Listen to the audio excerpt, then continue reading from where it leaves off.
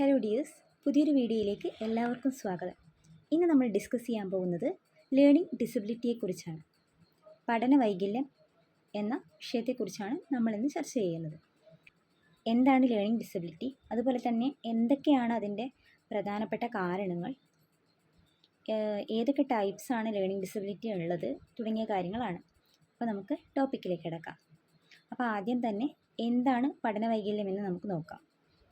അതായത് ഒരു കുട്ടിക്ക് ആവറേജ് ലെവലോ അതല്ലെങ്കിൽ എബോവ് ആവറേജ് ലെവലോ ഇൻ്റലിജൻസ് ഉണ്ടായിട്ടും ആ കുട്ടിക്ക് പഠിക്കുവാനുള്ള ആ മേഖലയിൽ മാത്രം ഏതെങ്കിലും തരത്തിലുള്ള ഒരു ഡിഫിക്കൽട്ടീസ് ഫീൽ ചെയ്യുന്നുണ്ടെങ്കിൽ അതിന് നമുക്ക് പഠന വൈകല്യം എന്ന് പറയാം.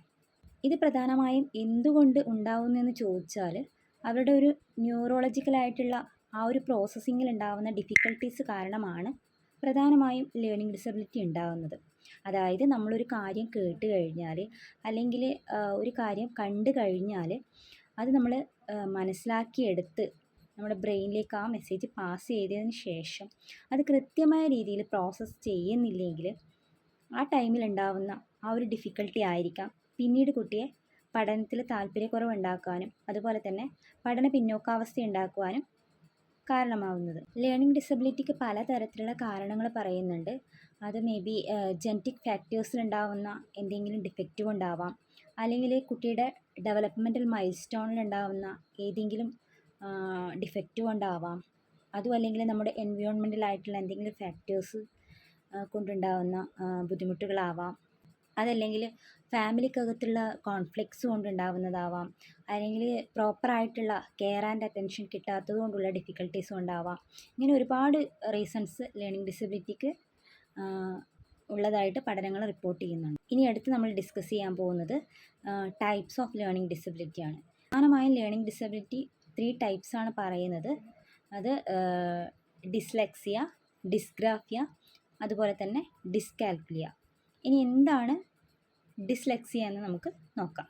ഡിസ്ലെക്സിയ എന്ന് പറയുമ്പോൾ തന്നെ അത് വായിക്കാനുള്ള ബുദ്ധിമുട്ട്, അതായത് വായിക്കാൻ എന്തെങ്കിലും ഒന്ന് കൊടുത്തു കഴിഞ്ഞാൽ കുട്ടി ഏതെങ്കിലും ഭാഗം മിസ് ചെയ്യുക, അല്ലെങ്കിൽ ഏതെങ്കിലും ഒരു വേർഡ് മിസ് ചെയ്യുക, അല്ലെങ്കിൽ ഒരു സെൻറ്റൻസ് തന്നെ മിസ് ചെയ്യുക, പിന്നെ ചില കാര്യങ്ങൾ കുട്ടി മൈൻഡ് ചെയ്യാണ്ടിരിക്കുക, അതുപോലെ തന്നെ ഒരു ലൈൻ ഇടവിട്ട് വായിക്കുക, അല്ലെങ്കിൽ മീനിങ് മനസ്സിലാക്കാണ്ട് കുട്ടി ഒരു കാര്യം വായിച്ചെടുക്കുക. ഇപ്പോൾ ഒരു സ്റ്റോറിയാണ് നമ്മൾ കൊടുക്കുന്നതെങ്കിൽ ആ സ്റ്റോറി എന്താണെന്നൊന്നും കുട്ടി മനസ്സിലാക്കി എടുക്കുന്നുണ്ടാവില്ല, ജസ്റ്റ് ഒന്ന് റീഡ് ചെയ്യുക മാത്രമായിരിക്കും ചെയ്യുക. അങ്ങനെ റീഡിങ്ങിൽ ഏതെങ്കിലും തരത്തിലുള്ള ഒരു ബുദ്ധിമുട്ട് കാണുന്നുണ്ടെങ്കിൽ അതിനെയാണ് നമ്മൾ ഡിസ്ലെക്സിയ എന്നുകൊണ്ട് ഉദ്ദേശിക്കുന്നത്. അതുപോലെ തന്നെ ഡിസ്ഗ്രാഫിയ എന്ന് പറയുമ്പോൾ നമ്മളിപ്പോൾ റീഡിങ്ങിൽ പറഞ്ഞിട്ടുള്ളത് പോലെ തന്നെ എഴുത്തിൽ ഉണ്ടാവുന്ന ഏതെങ്കിലും തരത്തിലുള്ള ബുദ്ധിമുട്ടാണ് ഡിസ്ഗ്രാഫിയ എന്ന് പറയുന്നത്. അതായത് ഇപ്പോൾ നമ്മളൊരു സെൻറ്റൻസ് എഴുതാൻ വേണ്ടി കൊടുത്താൽ ചിലപ്പോൾ അതിൽ ചില വേർഡ്സ് മിസ് ചെയ്യുക, അതുപോലെ തന്നെ ചില വേർഡ്സ് അവരുടേതായ ഭാഷയിൽ അവർ ആഡ് ചെയ്യുക, ചില ലൈൻസ് വിട്ടുപോവുക.